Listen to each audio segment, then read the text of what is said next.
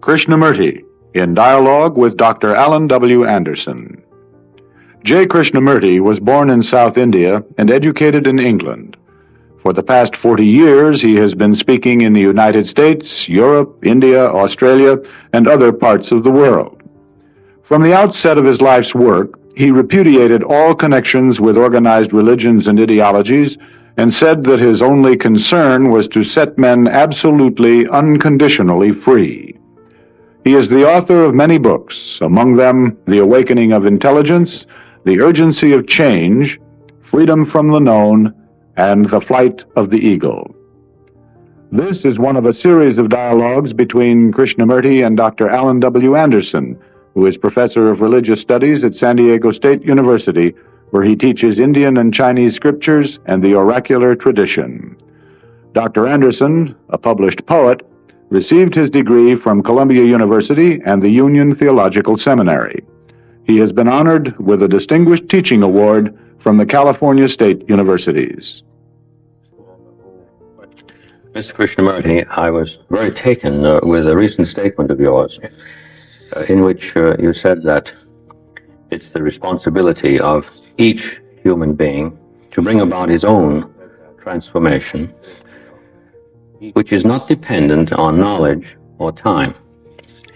And if it's agreeable with you, I thought that it would be a splendid thing if we explored together the general area of transformation itself. And after we've done that, perhaps the other related areas would begin to fall into place, and we could bring about in conversation a relationship among them. Don't you think, sir,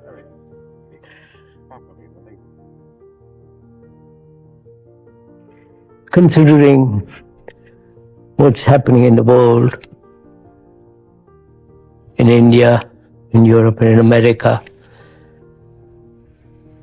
the general degeneration in literature, in art, and especially in the deep cultural sense, in the sense religion. Yes. There is a traditional approach, a mere acceptance of authority, belief, which is not really the religious spirit.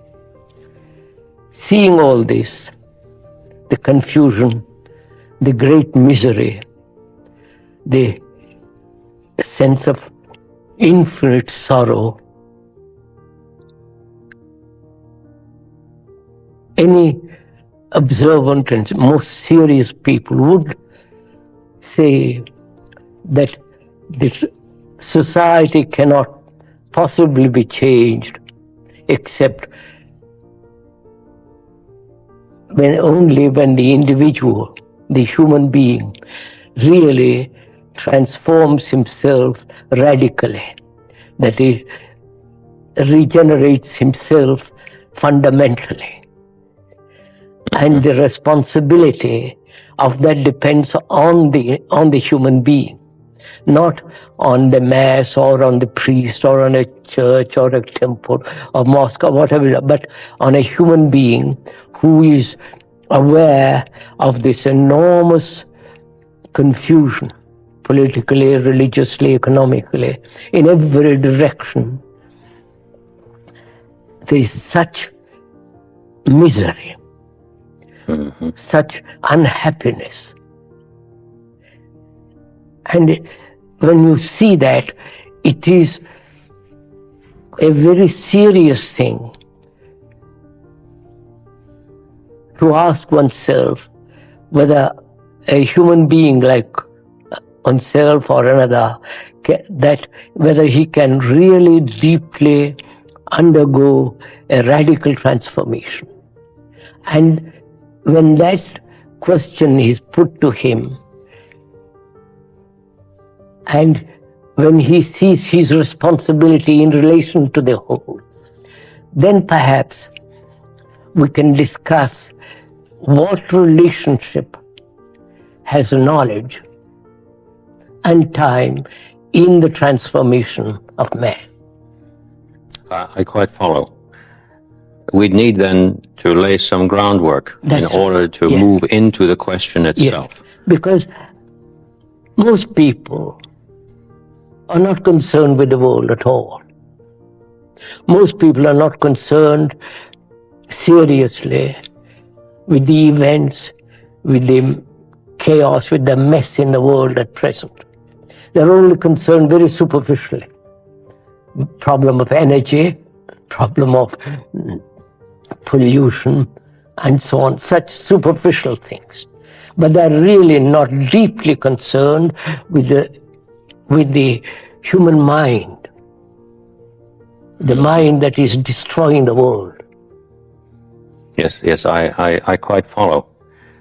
What you've said places in a very cardinal way the radical responsibility on the individual as such, if I've understood you correctly. Yes. There are no 5-year plans that we can expect to help us out. The word individual really is not the correct word, because individual, as you know, sir, means undivided, indivisible in himself. But human beings are totally fragmented. Therefore, they are not individuals. They may have a bank account, a name, a house, but they're not really individuals in the sense a total, complete, harmonious whole, unfragmented. That's really what it means to be an individual. But would you say then that to move or make passage, or perhaps a better word simply would be change, since we're not talking about time, from this fragmented state to one of wholeness could be regarded as a change in the level of the being of the person? Yes. Could we say that? Yes. But you see, again, the word whole implies not only sanity, health, and also the word whole means holy, H-O-L-Y. All that's implied in that one word, whole. And human beings are never whole. They're fragmented. They're contradictory. They're torn apart by various desires.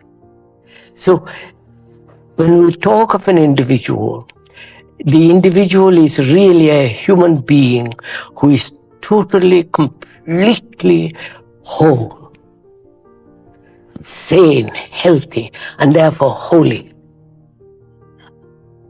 And to bring about such a human being is our responsibility in education, politically, religiously, in every way. And therefore it's the responsibility of the educator, of everybody, not just myself, my responsibility. It's your responsibility as well as mine, as well as his. It's everyone's responsibility. Absolutely, because we have created this awful mess in the world. But the individual is the one who must make the start. A human being. Right. Each human being, it doesn't matter whether he's a politician or a businessman or just an ordinary person like me in the street, it's our business as a human being to realize the enormous suffering, misery, confusion there is in the world. And it's our responsibility to change all that. Not the politicians, not the businessmen, not the scientists. It's our responsibility. When we say our responsibility, and we have two uses of the word individual now. There's the general use of it, meaning a quantitative measure. Yes, yes. And then this qualitative reference that we've simply needed, it seems to me, to discern as a possibility. I'm reminded again of the statement that you made that I quoted earlier, that it's the responsibility of each human person. Human being, yes. Right. whether he's in India or in England or in America or wherever he is. So we can't slip out of this by saying, we have No. created this, therefore we must change it. No. We get back to, well, if the change is going to start at all, it's going to be with each. Yes, sir. With each. With each human being. Therefore, the question arises from that, does a human being realize with all seriousness his responsibility not only to himself but to the whole of mankind? It wouldn't appear so from the way things go on. Obviously not. No. Each one is concerned with his own little petty little selfish desires. Mm-hmm. So responsibility implies tremendous attention, care, diligence, not negligence as now it is going on. Mm-hmm. Yes, I do follow that. The word we that we used in relation to each brings about the suggestion of a relationship which perhaps we could pursue here a moment. There seems to be something indivisible, apparently, between what we refer to by each, or the individual person as the usage is usually construed. Seems to be an indivisible relation between that and what we call the whole, which the individual doesn't sense. So, as you know, I have been all over the world, except behind the Iron Curtain and Bamboo Curtain. I've been all over. And I've seen dozens and thousands of people. I've been doing this for 50 years and more. Human beings, wherever they live, are more or less the same. They have their problems of sorrow, problems of fear, problems of livelihood, problems of personal relationship, problems of survival, overpopulation, and whether this enormous problem of death, it's a common problem to all of us. There is no Eastern problem and Western problem. The West has its particular civilization, and the East has its own. And human beings are caught in this trap. Mm-hmm. Yes, I follow that. And they don't seem to be able to get out of it. They're going on and on and on for millennia. Therefore, the question is, how does he bring this about as an each, as a one? The word individual, as you've just described it, seems to me to have a relationship to the word transform in itself. And I'd like to ask you whether you would agree in this. It seems that many persons have the notion that to transform a thing means to change it utterly without any relationship whatsoever to what it is as such. That would seem to ignore that we are talking about a form that undergoes a change, which form itself still abides. Yes, I understand. Otherwise, the change would involve a loss. So, are we asking this question, sir? What place has knowledge in the regeneration of man, in the transformation of man, in the fundamental, radical movement in man? What place has knowledge and therefore time? Fine. Is that what you're asking? Yes, I am. Because either we accept that a change that is a genuine change means the annihilation of what preceded, or we're talking about a total transformation of something that abides. Yes. So let us look at that word for a minute. Good. Revolution in the ordinary sense of that word, means, doesn't it, not an evolution, a gradual evolution. It's a revolution. No, it doesn't mean that. Right, I agree. A revolution is generally meant, if you talk to a communist, he wants to overthrow the government. If you talk to a bourgeois, he's frightened. Mm-hmm.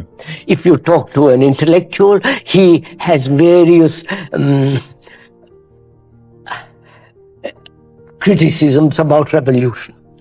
Now, revolution is either bloody, yes, or revolution in the psyche. Yes. Outward or inner. Outward or inner. The outward is the inner. The inner is the outward. There is not the difference between the outer and the inner. They are totally related to each other. And this goes back to what you mentioned earlier, that there's no division, even though intellectually you make a distinction here, that's right, between the I and the we. We, that's right. Yes, of course. So when we talk about change, we mean not the mere bloody revolution, physical revolution, but rather the revolution in the makeup of the mind of each of human beings. Right. Mm-hmm. The way he thinks, the way he behaves, the way he conducts himself, the way he operates, he functions, the whole of that. Mm-hmm. Now, whether that psychological revolution, not evolution in the sense, gradualness. No. What place has knowledge in that? What place has knowledge in something that occurs? In the regeneration of man, which is the revolution, the inward revolution, which will affect the outer. Yeah, which is not a gradual progress. No, obviously. No, right. The gradual process is endless. Exactly. So we're talking about an instant qualitative change. Right. Again, when you use the word instant, it seems as though suddenly it is to happen. Mm-hmm. That's why I'm rather hesitant in using the word instant. We'll go into it in a minute. First of all, sir, let's be clear what you and I are talking about, if we may. We see objectively the appalling mess the world is in, right? Yes. The misery, the confusion, the deep sorrow of man. Oh, yes. I can't tell you what I feel when I go around the world. The pittiness, the shallowness, the emptiness of all this, of the so-called Western civilization, if I may use that word, into which the Eastern civilization is being dragged into. And we are just scratching on the surface all the time. And we think the mere change on the surface, a change in the structure is going to do something enormous to human beings. On the contrary, it has done nothing. It polishes a little bit here and there, but deeply, fundamentally, it doesn't change man. So, when we are discussing change, we must be, I think, fairly clear that we mean the change in the psyche, in the very being of human beings. That is, in the very structure and nature of his thought. A change at the root. At the root. At the root itself. Root. And therefore, when there is that change, he will naturally bring about a change in society. It isn't society first, individual or individual first. It is the human change which will transform the society. They are not two separate things. Now, I must be very careful that I understand this precisely.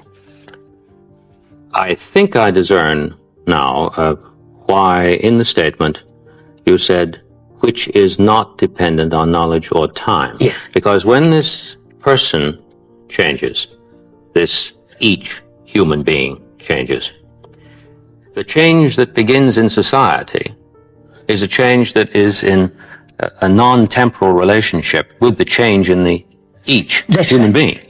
Yes, So, I follow. after all, human beings have created this society.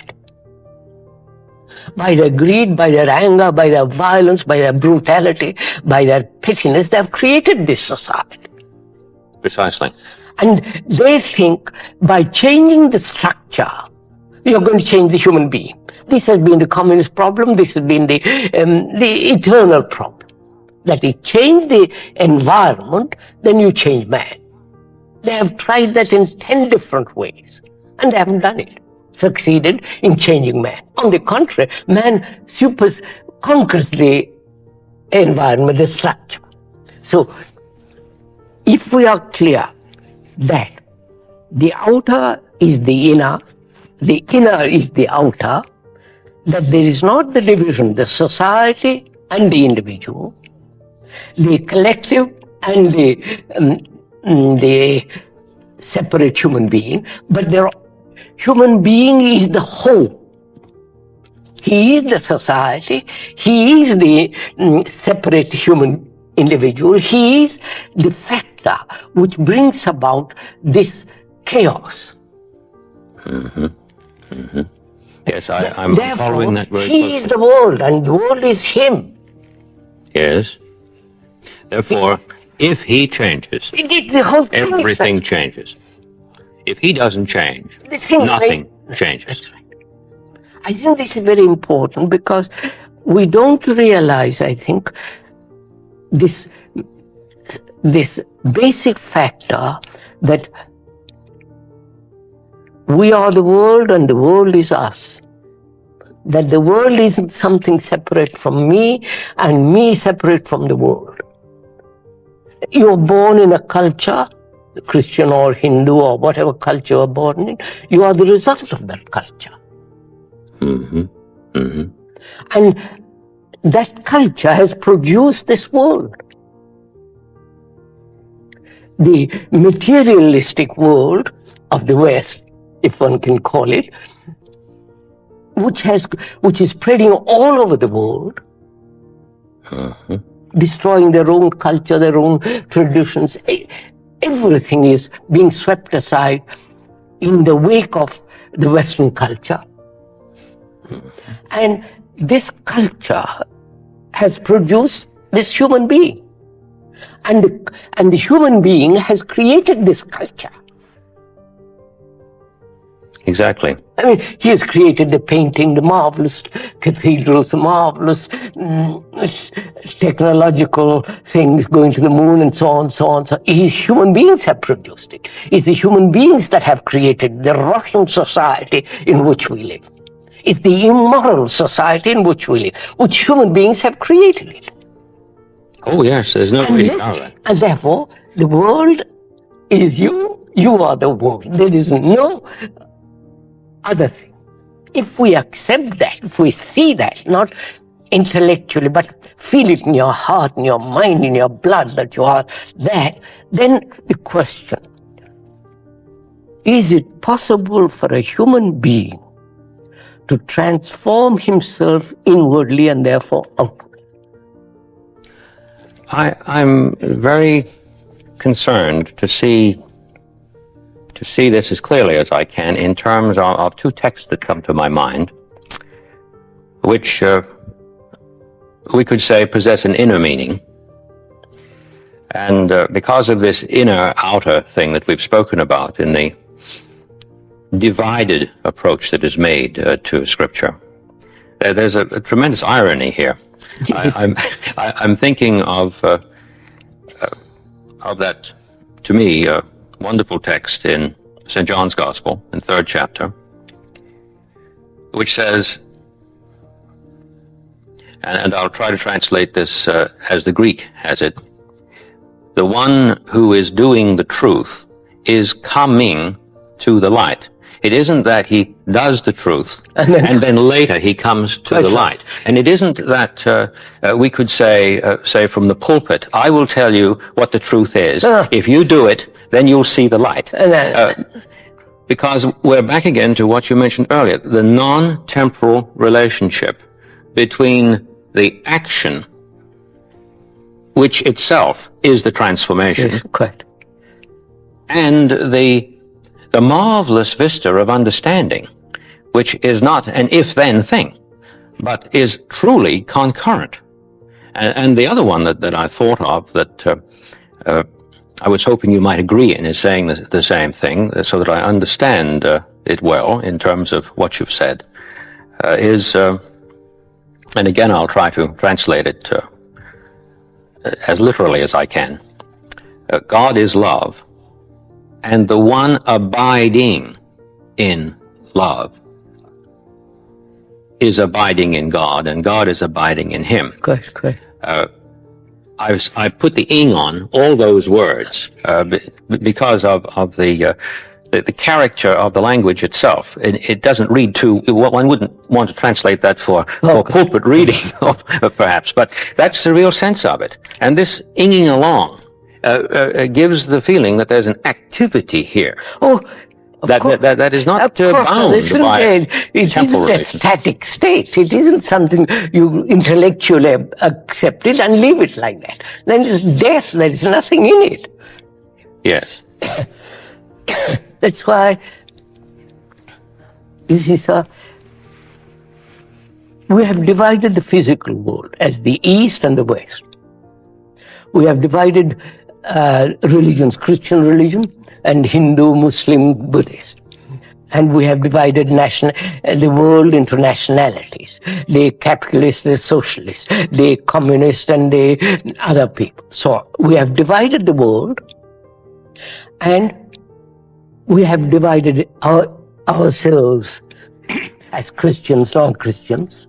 Yes. We have divided ourselves into fragments, opposing each other. So where there is a division, there is conflict. Precisely. I think that's a basic law. Where there's a division, there's conflict, but in terms of that word knowledge, it appears that people believe to start with that division is there. Yeah, and they operate on that radical belief, isn't that that's right? why I'm saying it's so important to understand from the beginning in our talk, in our dialogue, that the world is not different from me and I am the world. It may sound rather simple, very simplified, simplistic, but it has got very deep fundamental meaning if you realize what it means. Not intellectually, but inwardly, the understanding of it. Therefore, there is no division. Moment I say to myself, when I realize that I am the world and the world is me, I am not a Christian nor a Hindu nor a Buddhist, nothing. I am a human being.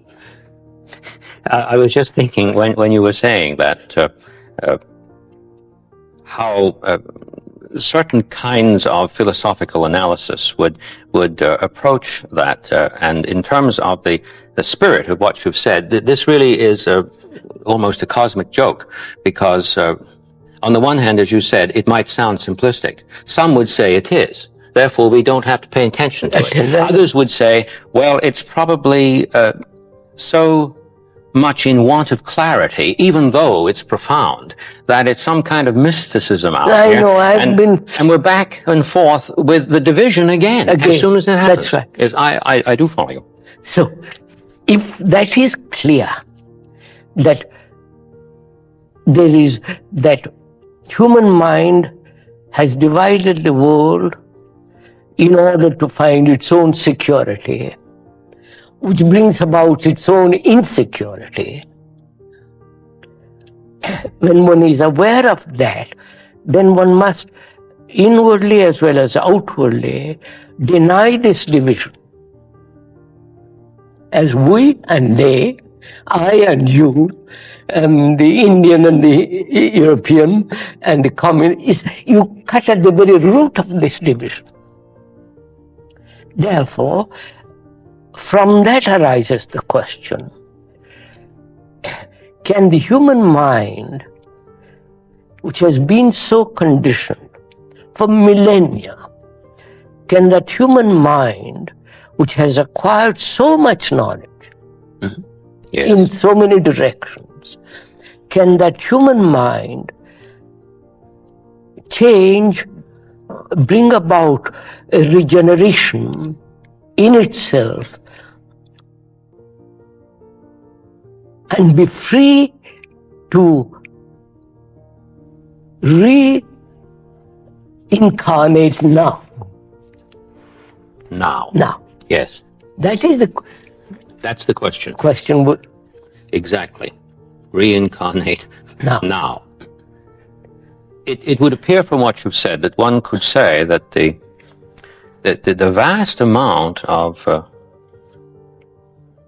represented knowledge and accretion of centuries is a discussion we've been having with ourselves, regardless of which culture we're speaking about, as a commentary on this division. Absolutely. Without really grasping the division itself. Yeah. And of course, since the division is infinitely divisible, Of course, where did you divide? Go on division. exactly, then we can have tome after tome after tome, libraries after libraries, mausoleums of books without end, because we're continually dividing the division. That's right. Yes, I follow you. And you see, that's why culture is different from civilization. Culture implies growth. Oh yes, oh yes. Now, growth in the flowering of goodness. Lovely phrase. Lovely phrase. That is culture. The flowering Real of culture. goodness. The flowering in goodness. You understand, sir? Yes. And that doesn't exist. We have civilization. You can travel from India to America in a few hours. You have better bathrooms, better this and better that, and so on, with all the complications that it involves. That has been the Western culture, which is absorbing the East now. So, goodness is the very essence of culture. Religion is the transformation of man. Not all the belief churches and the idolatry of the Christians or the Hindus. That's not religion. So we come back to the point. If one sees all this in this world, observes it, not condemn it or justify it, just to observe it, then from that one asks, man has collected such enormous information, knowledge, and has that knowledge changed him into goodness. You follow? Oh yes, I follow. Into a culture that make him flower in this beauty of goodness. It has not. No, it has not. Therefore, it has no meaning. Excursions into defining goodness is not going to help us. I mean, that you can give explanation, one definition, but that's not, definitions are not the reality. No, of course not. The word isn't the thing. The description isn't the described. Precisely.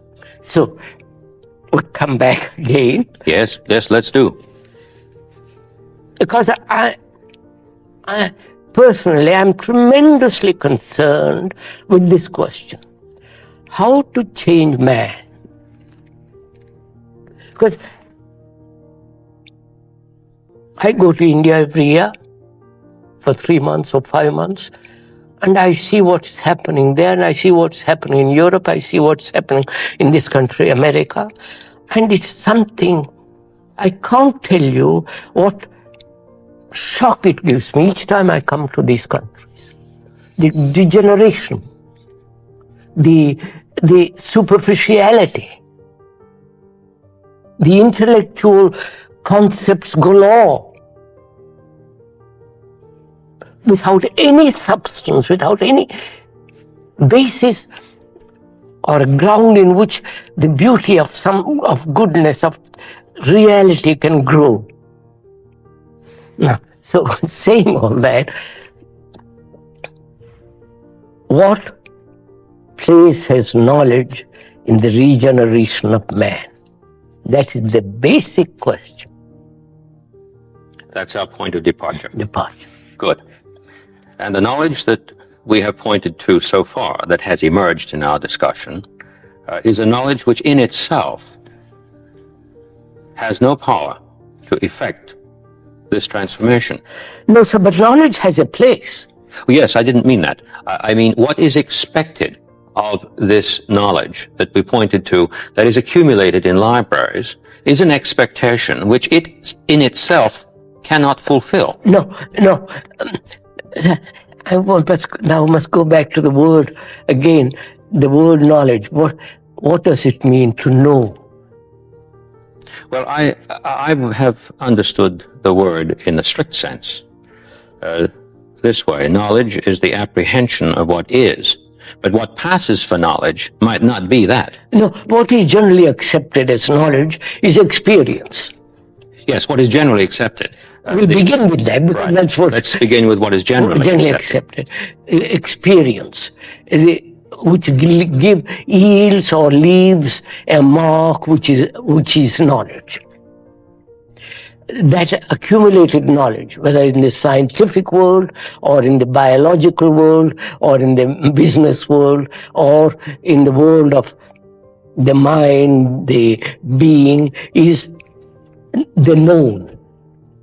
The known is the past.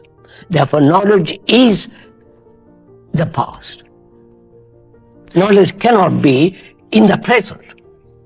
I can use knowledge in the present. But it's funded from the past. Yeah, but it has its roots in the past. Yes, I follow. Which means, that's very interesting, whether this knowledge which we have acquired about everything. Mm-hmm. Yes. You read I personally don't read any of these books. Neither the Bhagavad Gita, Upanishads, none of the psychological books, nothing. I'm not a reader. I have observed tremendously all my life. Now, knowledge has its place. Mm-hmm. Oh, yes. Let's be clear. Yes. Yes, in the practical order. Practical, technological, exactly. I must know where I'm going. Precisely. Physically and so on, so on. Now, what place has that, which is human experience as well as scientific knowledge, what place has that in changing the quality of a mind that has become brutal, violent, petty, selfish, greedy, ambitious, and all the rest of that? What place has knowledge in that? Well, going back to the statement we began with, namely that this transformation is not dependent on knowledge, no, then the answer would have to be, it doesn't have a place. Therefore, let's find out what are the limits of knowledge. Yes, of course. Where is the demarcation? Freedom from the known. Yes. Where does that freedom begin? Good. Yes, now I know precisely the point at which we're going to move from. Yeah. Where does that freedom begin? Which is not dependent on this funded accretion from the past. That's right. So, human mind is constructed on knowledge. Yes. Has evolved through millennia on this accretion, on tradition, on knowledge. Yes. It is there. And all our actions are based on that knowledge. Which by definition must be repetitious. Obviously. Of course. And it is repetitious. Mm-hmm. So, what place, what is the beginning of freedom?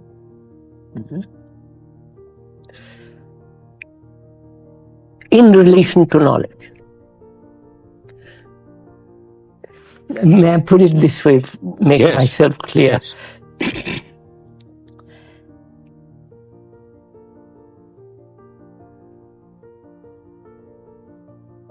I have experienced something yesterday that has left a mark.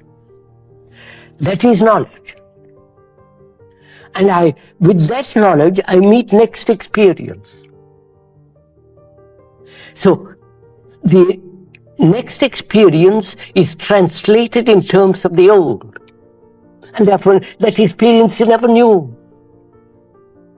So in a way, if I understand you correctly, you're saying that the experience that I had yesterday, that I recall, Recollection, yes. recollection, upon my meeting something new, that appears to have some relationship to it, I approach on the basis of holding my previous knowledge up as a mirror in which to determine the nature of this new thing that I have confronted. Quite. Yes. And this could be a rather crazy mirror. Generally it is. So, you see, that's what I mean. Yes, I follow. Where is the beginning, or where is freedom in relation to knowledge? Or is freedom something other than the continuity of knowledge? Must be something other. Which means, if one goes into it very, very deeply, it means the ending of knowledge. Yes. And what does that mean? What does it mean to end knowledge? Whereas I have lived entirely on knowledge. It means that immediately. I mean, see what is involved in it, sir. I met you yesterday, and there is the image of you in my mind, and that image meets you next day. Yes. The image meets you. The image meets me. And I have a dozen images, or 100 images. So the image is the knowledge. Mm-hmm. The image is the tradition. Mm-hmm. The image is the past. Now, can there be freedom from that? If this transformation that you speak of is to happen, is to come to pass, there must be. Of course, therefore, how is we can state, but how is the mind which thrives, acts, functions on image, on knowledge, on the known? Mm-hmm. How is it to end that? Yes. How am I? Take this very simple fact. You insult me or praise me. That remains a knowledge. Mm-hmm. With that image, with that knowledge, I meet you. I never meet you. The image meets you. Exactly. Therefore, there is no relationship between you and me. Yes, because between us, this has been interposed. Obviously. Yes. Therefore, how is that image to end? Never to register. You follow? I can't depend on someone else to end it for me. Therefore, what am I to do? How is this mind, which is registering, recording all the time, is the brain, function of the brain is to record all the time. How is it to be free of knowledge? Mm-hmm. When you have done some harm to me, personally or collective, whatever way, you have insulted me, you have flattered me. How is the brain not to register that? If it registers, it's already an image. It's a memory. And the past then meets the present. And therefore there is no solution to it. Exactly. I was looking up that word the other day in a very good dictionary, tradition. It means, of course, ordinary word, tradare, is to give, hand over, give across. But it also has another peculiar meaning, not peculiar, from the same word, betrayal. Oh yes, traduce. Tradu. And in discussing in India, this came out, betrayal of the present. If I live in tradition, I betray the present. Yes, I do see that. Which is knowledge betrays the present. Which is, in fact, a self-betrayal. That's right. Yes. So, yes. how is the mind which functions on knowledge? How is the brain which is recording all the time Yes. to see the importance of recording and not let it move in any other direction? That is, let me put it this way. Very simply, you insult me, you hurt me by word, gesture, by an actual act. That leaves a mark on the brain, which is memory. Yes. That memory is knowledge. That knowledge is going to interfere in my meeting you next time. Obviously. Now, how is the brain, and also the mind, how is the brain to record and not let it interfere with the present? Well, the person must, it seems to me, take pains to negate. No. See what is implied. I know, but see, how am I to negate it? How is the brain whose function is to record?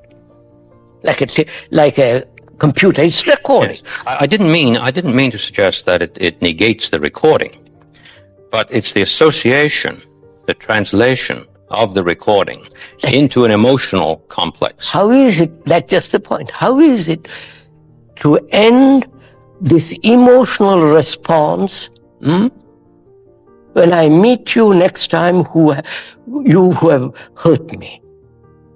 That's the problem. That's the place from which we, in the practical order, Yeah, in our relation to ourselves, must then begin. Yeah. Exactly. There is an aspect of this that interests me very much in terms of the relation between the theoretical and the practical. So to me, theory has no reality. Well, let me put it this way. Theories have no importance to a man who is actually living. May I say what I mean by theory? I don't think I mean what you think I mean by it. I mean theory in the sense of the Greek word theoria, spectacle. What is out there that I see. And the word is therefore very closely related to what you've been talking about in terms of knowledge. And yet it is the case that if we see something, that something is registered to us in the mind in terms of a likeness of it. Otherwise, we should have to become it in order to receive it, which in the material order would annihilate us. It seems to me, if I followed you correctly, that there's a profound confusion in one's relationship to that necessity for the finite being and what he makes of it.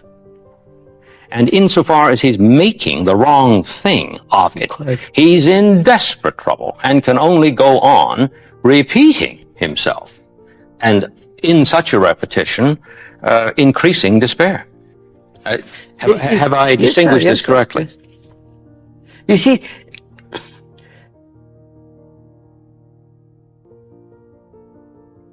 religion is based on tradition. Religion is vast propaganda, as it is now. In India, here, anywhere else, propaganda of theories, of beliefs, of idolatry, worship. Essentially based on the acceptance of a theory. Yes. Yes. Essentially based on an idea. A statement, a postulate. I mean, they're Oftentimes. ideas Yes. put out by thought. Right. And obvious, that's not religion. And so, religion as it exists now is the very denial of truth. Yes, yes, I'm sure I understand you. And if a man like me or like wants to find out, discover what the truth is, he must deny the whole structure of religion as it is. Which is idolatry, propaganda, fear, Yes. division, you're Christian, I mean, all that nonsense. And be a light to oneself. Not in the vain sense of that word, or light, because in darkness, the world is in darkness. And a human being that has to transform himself has to be a light to himself. And light is not lit by somebody else. So there's a point at which he must stop repeating himself. Is that correct? Correct. In a sense, we could use the analogy perhaps from surgery. Something that has been continuous is now cut. Yes. And cut radically. Not just fooled around, So but really cut. we haven't time to fool around anymore. Exactly. The house is on fire. At least I feel this enormously, that things are coming to such a pass, we must do something, each human being.